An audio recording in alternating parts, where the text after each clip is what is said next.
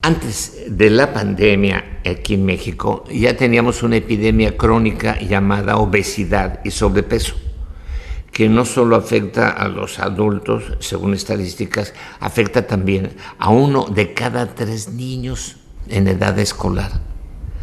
Por ello, ante la pandemia por COVID-19, es muy importante proteger a nuestros hijos y también a nosotros mismos, llevando una alimentación saludable en casa, manteniéndolos sanos y activos, y con un sistema inmunológico, bueno, el sistema inmunológico debe ser muy fuerte. Escuchemos a nuestras expertas, ¿le parece?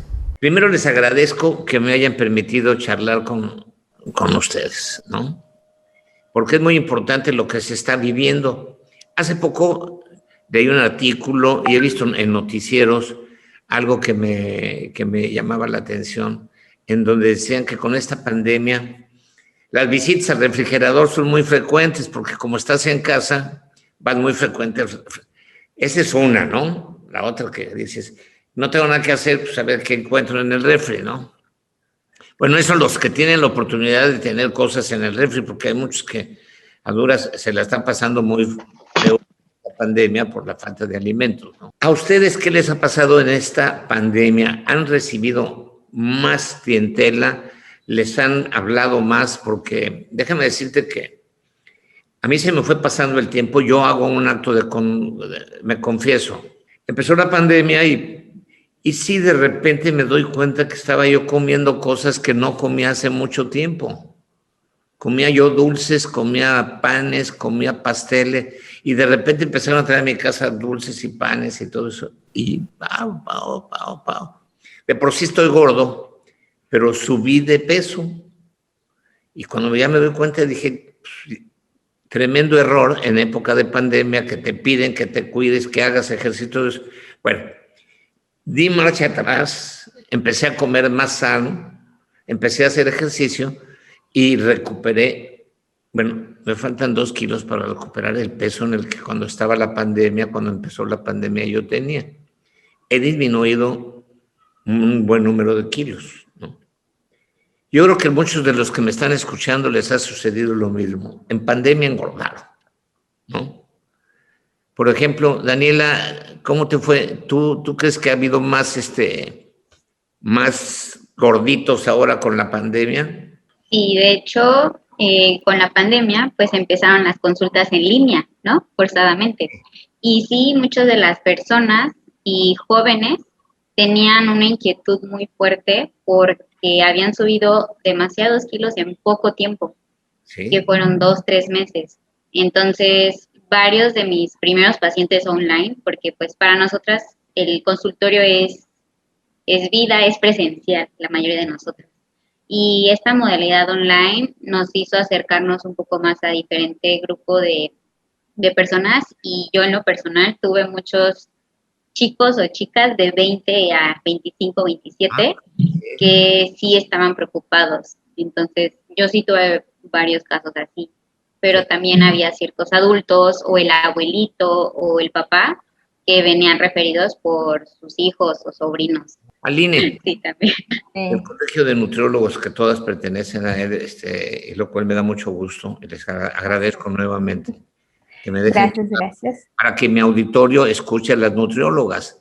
Aline, ¿qué ha pasado en esta pandemia? Justamente nosotros desde el Colegio de Nutrición, pues hemos estado bastante conectados, incluso actualizándonos mucho, aprendiendo con la pandemia, aprendiendo tanto las cuestiones nuevas que se están presentando, pues como también las conductas que se van generando en las personas. Entonces tuvimos como varias etapas.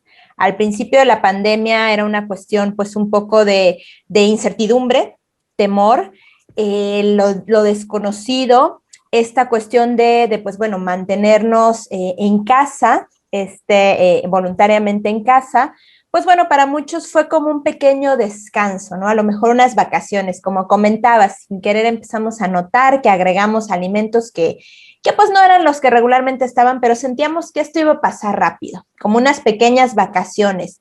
Sin embargo, bueno, conforme fue avanzando la cuestión de la pandemia, las complicaciones, los alcances, los contagios y también la cuestión económica, porque la gente tuvo que volver a salir a trabajar, empezó ya a visualizarse más los efectos secundarios y que tenían que ver mucho pues con un estilo de vida. Entonces empieza la reflexión. En las condiciones en las que estoy, quizá no estoy tan bien y si me da la enfermedad puede ser complicado, puedo contagiar a otros, puedo empeorar y entonces empezó a haber un poco de quizá más movimiento, pero a la vez todavía existía el temor.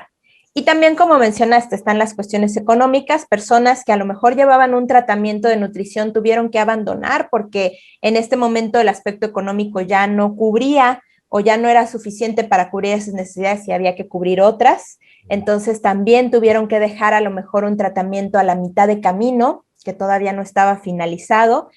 Y fuimos descubriendo también otros procesos emocionales dentro de nosotros que fueron haciendo como esta bolita de nieve quizá para hacer más fuerte el problema. Los diabéticos, obesos, cardiovasculares, hipertensos, toda una serie de cosas por lo regular. El gordito por el peso trae varios casos de ese tipo de cosas, ¿no, Cristina? Sí, sí, sí. Y justamente era como describir al paciente con mayor riesgo, ¿no? Ajá. Y el que más miedo tenía, el que más vulnerabilidad percibía.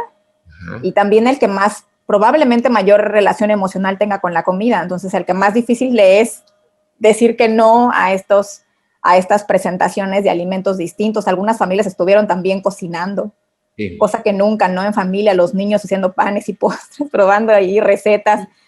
Y suele suceder que la persona con mayor índice de sobrepeso, que tiene otras enfermedades asociadas y todavía no ha hecho este cambio en el paradigma de la alimentación, ¿no? Que eso nos toca muchas veces a los nutriólogos acompañarlos a hacer estos cambios paradigmáticos de la relación emocional y la elección consciente de los alimentos, es también quienes más difíciles es decir gracias, no gracias, ¿no? Porque la parte emocional está bien embonada con la alimentación, el miedo se sacia con alimento, la alegría se celebra con alimento, pero la incertidumbre también, pero si lo viví como una vacación, pues estábamos de vacaciones, pero si lo viví con miedo, pues es que tengo mucho miedo, pero lo viví preocupado por la economía y también había como un comer más, ¿no? Entonces sí, pues era casi el caso más complejo, el más vulnerable era el más complejo de atender, ¿no?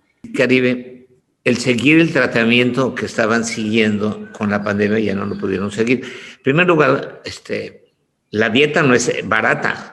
Una alimentación correcta y saludable con un nutriólogo que te ayude y que te oriente correctamente es más económico que una alimentación a libre albedrío. O sea, si tú estás comiendo, la gente, sobre todo aquí en Cancún, come mucho fuera de casa, cena fuera de casa cualquier día de la semana, no como una salidita de fin de semana, sino en cualquier momento llegan muy cansados, no cocinan, comen fuera de casa.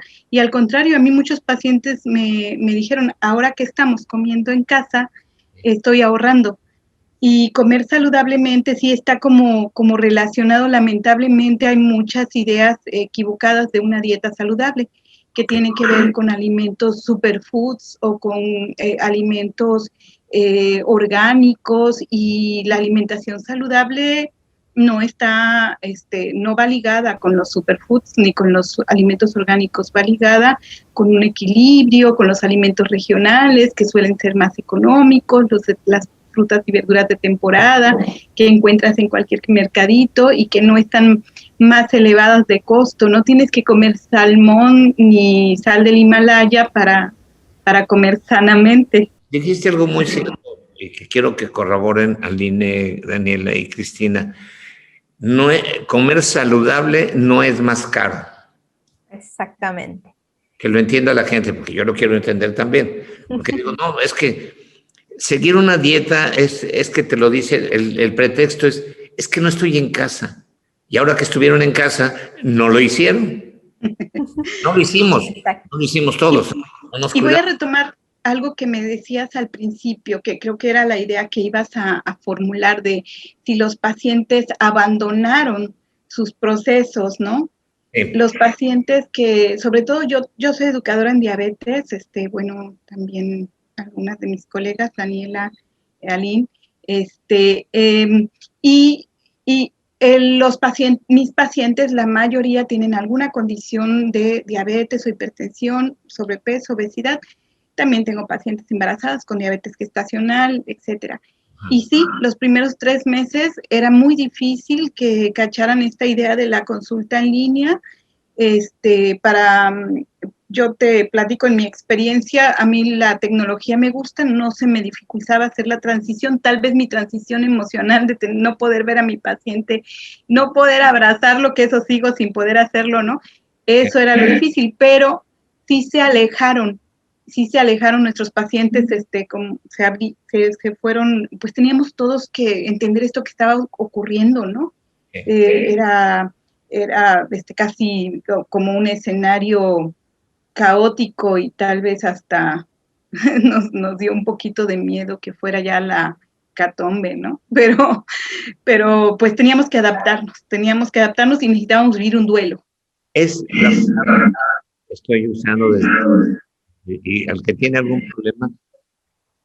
Y yo con mi mujer nos pusimos de acuerdo cuando estábamos viendo los problemas económicos, estábamos viendo los problemas de alimentación, estábamos viendo los problemas en general y llegamos a la conclusión de tenemos que adaptarnos.